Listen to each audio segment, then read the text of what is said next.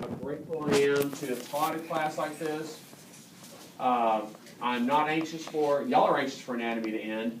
I'm not. I am too, in a way.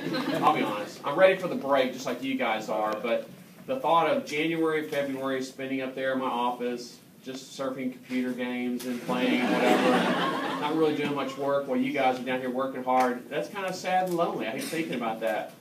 If I didn't have this experience, I wouldn't keep doing what I'm doing. So y'all make it worthwhile.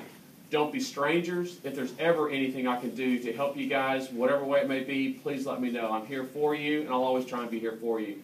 This is my job, first off, but, you know, I take it a little more serious than that. Thank you very much. I greatly appreciate it.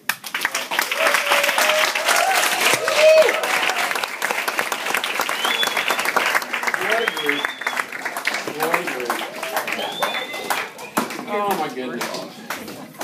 My goal over the next few months or whatever is, you know, there's always a few people that tend to kind of hog the time and are very chatty and things. So, you know, you think of people like, you know, Howard Heath. Can't get Howard to shut up.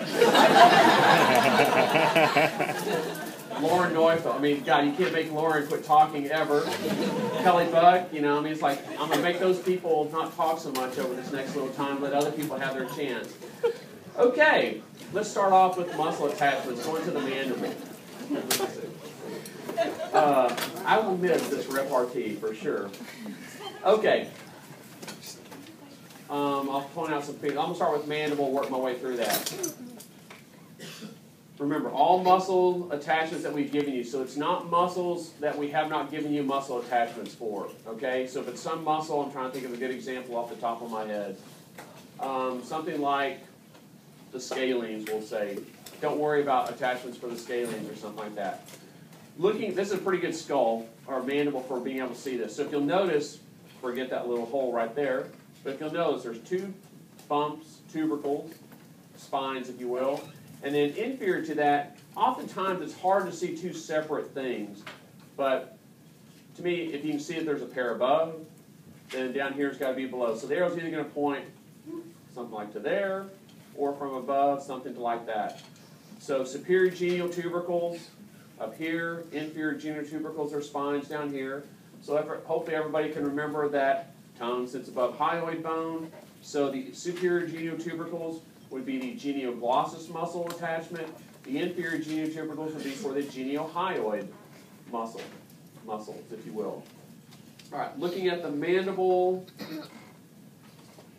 zoom out just a little bit, get the light right. So you see this line going across right here. This is the mylohyoid line. So here's the attachment for the mylohyoid muscle. I also want to point out while I've got it here, the mylohyoid line will separate out a fossa below, that's the submandibular fossa, from a fossa that's above, like right in this area, would be the sublingual fossa. Okay, that's where the submandibular gland sits, sublingual gland sits.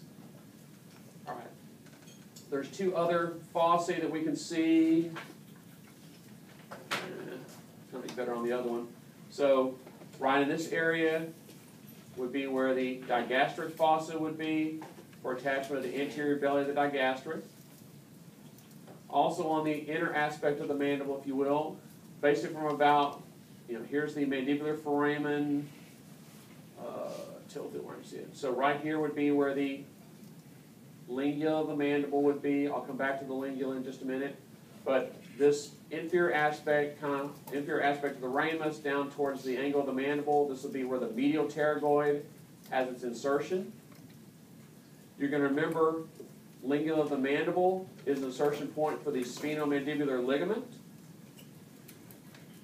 Okay, so then if we come over and look at the mandible from this point, from this aspect. So lateral aspect of the ramus of the mandible will be insertion for the masseter muscle, and we're not going to make you distinguish superficial head or from deep head. Basically, coronoid process, kind of on the tip of it, more on its anterior aspect, and then kind of on its deep surface. This would be insertion point for the temporalis muscle. And then looking at the mandible from this view, this structure in here is the pterygoid fovea. This would be insertion point for the inferior head of the lateral pterygoid muscle. Now remember, we've learned about 4 muscles of mastication. And please, you're really going to make my heart proud if I see you in the hallway sometime next semester and I go, what were those 4 muscles of mastication?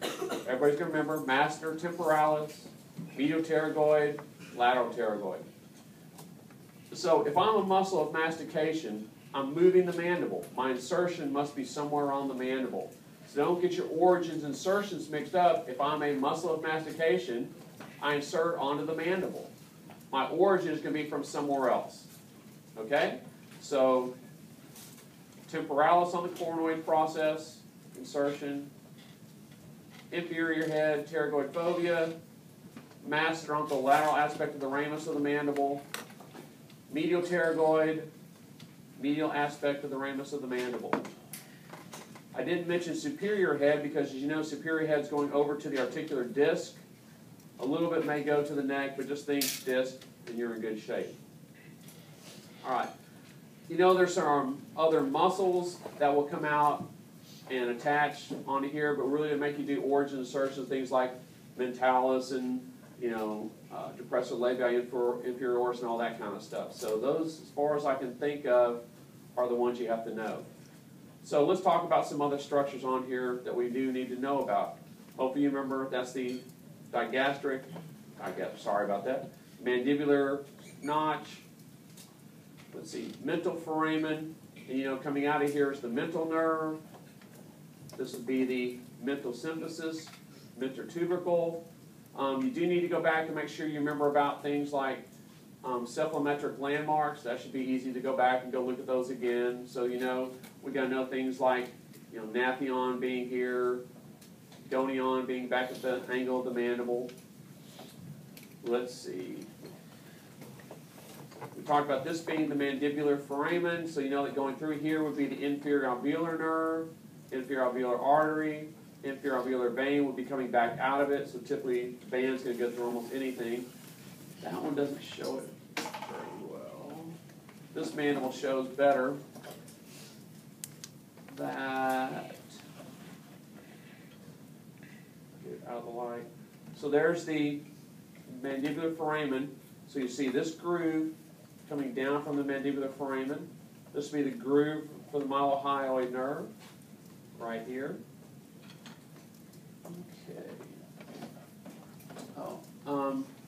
Looking at it from this view, here is, in essence, the last molar that you can see on here. Here will be developing another molar. So this kind of triangular area right in here would be the retromolar fossa.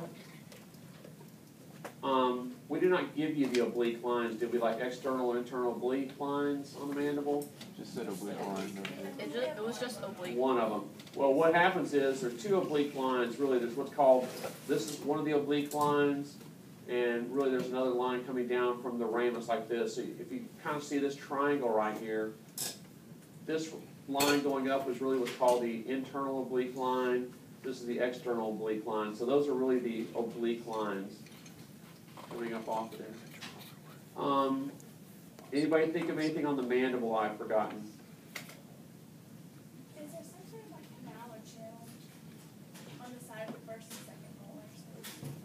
No, nothing that you have to be aware of. On the maxilla, we think of like the canine and incisive fossa, but not on the mandible we got to worry about. Mandibular foramen. Well, I did mandibular foramen. Mandibular foramen being that guy, that opening for the inferior alveolar nerve. Okay. While we're doing that, we're talking about muscles of mastication. Let's finish up muscles of mastication. All right? You know that the masseter muscle is going to originate from the zygomatic arch. So basically, if you came up and you saw a piece of tape along the zygomatic arch, you're thinking origin for a masseter. Now you need to realize, it might be hard to see, but there's a suture line point right here that separates out zygoma, zygomatic bone from this part. So remember, processes on bones are named by the bone they articulate with. So this structure right here would be what's called the temporal process of the zygomatic bone. This process is called the zygomatic process of the temporal bone. Together, they form the zygomatic arch. Okay? So here's the origin point for masseter. Let's see if I cooked one side. This is the only cap I've got. Gosh, Stephanie. And you guys know, as I go along, if you got questions, stop and ask them, holler at them, holler them out. Let's see if I